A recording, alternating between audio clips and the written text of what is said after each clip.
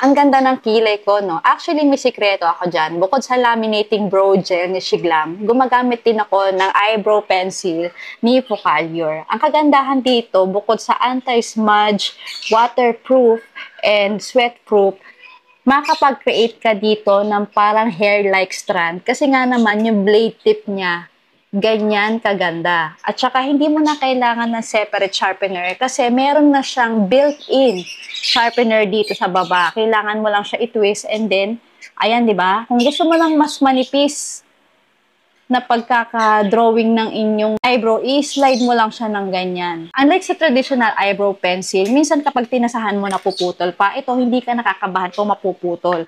At nakagandahan dito, meron na din siyang spoolie. Ayan. So, di ba?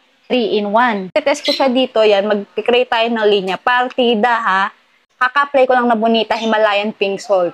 Ibig sabihin, medyo oily yung aking balat. Ayan. Yan yung strand niya. Yan, o, di ba? Kung gusto mo lang mas minipis, yan. Yan, ganyan siya kanipis. Pero kung gusto mong pakapalin, yan yung itsura niya. Ngayon, smudge ko siyang ganyan. See? Makikita nyo? Naandyan pa rin siya. O, tignan nyo. Diba? Mabubura lang siya kung sadyain nyo talagang burahin. Ayan. At ang kagandahan dito, waterproof na rin siya. Sausaw ko yung daliri ko sa tubig. Ayan. Tapos, i-glide ko siyang ganyan. See?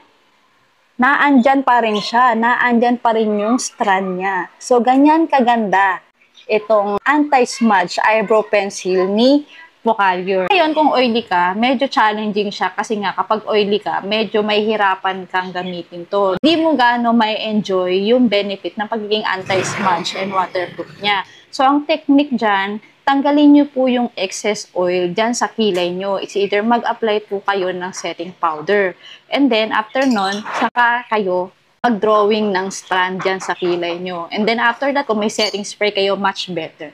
So, ayun lang.